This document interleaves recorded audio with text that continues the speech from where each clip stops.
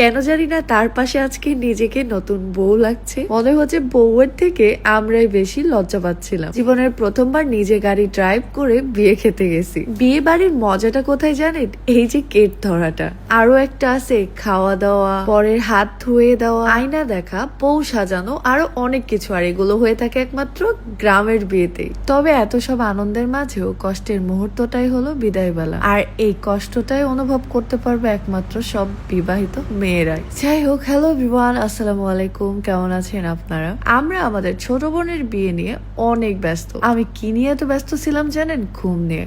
একেবারেই লেট করে উঠে ফেলেছি। তাড়াহুড়ো করে ঘুম থেকে উঠে রেডি হয়ে সোজা নিজে গাড়ি ড্রাইভ করে চলে গেছি বিয়ে বাড়িতে। যাওয়ার পরে অনেক অবাক করা ঘটনা ঘটেছে। এই যে ধুলো বালি এত কিছুর মাঝে মেকআপ করে থাকি, তাতে ফেসটা ভালো থাকে কিভাবে জানেন? স্যাফরন সোপ ইউজ করে। স্যাফরন গট মিল্ক এই সোপটা আমার অনেক ফেভারিট। আর এই স্যাফরন সোপটা এখন আপনারা আরো প্রিমিয়াম লুকে পাবেন কাকলি বিজনেস অফ ফেসবুক পেজে। আর এই বক্স সাবানটা কিন্তু এখন অনেক অফার প্রাইসে চলতেছে, সো দেরি না করে এখনই অর্ডার করে ফেলুন। পেজ লিংকটা আমার ভিডিওর ক্যাপশনে আছে। স্যাফরন স্কিনের জন্য অনেক বেস্ট। এটা আপনার স্কিনকে অনেক হেলদি রাখে, দাগ মুক্ত করে, স্কিনের ট্যান দূর করে। স্পেশালি যাদের স্কিনে অনেক বেশি ব্রণের দাগ, তারা এই স্যাফরন সোপটা ইউজ করবেন। যে কোনো বয়সী বা যে কোনো স্কিনে এই স্যাফরন সোপটা ইউজ করা যাবে। স্পেশালি এটা আমি ইউজ করি যখন আমার মেকআপ রিমুভ করতে হয়। একে তো এই স্যাফরন সোপের গ্রানটা আমার অনেক ভালো লাগে, তার উপর এটা ফেসে স্ক্রাব করলে স্কিনটা অনেক বেশি ভালো থাকে। সো সারাদিনের স্কিন কেয়ার শেষ করে এখন চলে যাই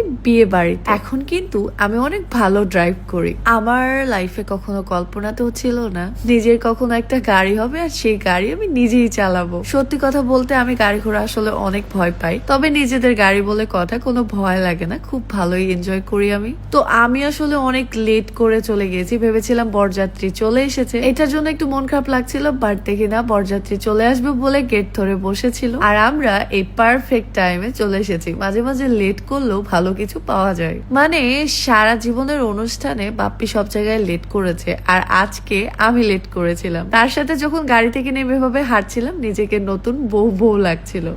তবে বউ আমি না, নতুন বউয়ের নতুন বর চলে এসেছে গেটে। যদিও এই টাইমে আমরা বসেছিলাম খেতে। বিয়ে বাড়িতে এইভাবে গেট ধরা, বরকে খাওয়ানো, মানে পুরো সব দায়িত্ব আমি পালন করতাম।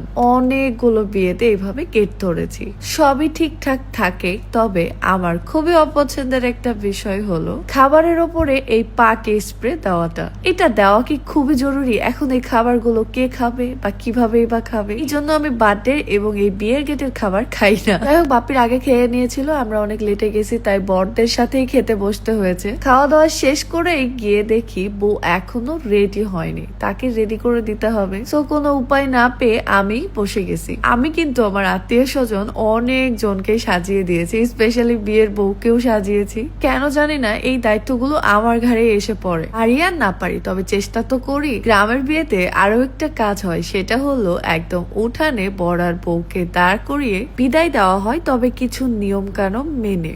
এই যেমন মিষ্টি খাওয়ানো, তারপরে বরের হাতে মেয়েকে সঁপে দেওয়া, এন্ড লাস্টে শুরু হয়ে যায় কান্নাকাটি। এটা খুবই স্বাভাবিক। একটা মেয়ের জন্য সব থেকে কষ্টের একটা মুহূর্ত হলো এটাই। দেখেন কি অদ্ভুত একটা বিষয়, তাই না? বাবা মা এত কষ্ট করে বড় করে পাঠিয়ে দেয় পরের ঘরে। তারেক ভাইয়ের কষ্টটা খুব ভালো করে ফিল করতে পারছিলাম, তার একমাত্র বোন বলে কথা। কিন্তু এটাই তো নিয়ম, তাই না? নিয়তির কাছে আমরা অনেক সময় হেরে যেতে হয়, নিজের বাবার বাড়ি ছেড়ে চলে যেতে হয় শ্বশুর বাড়ি। কি অদ্ভুত, তাই না? তবে অদ্ভুত হলেও এটাই বাস্তব।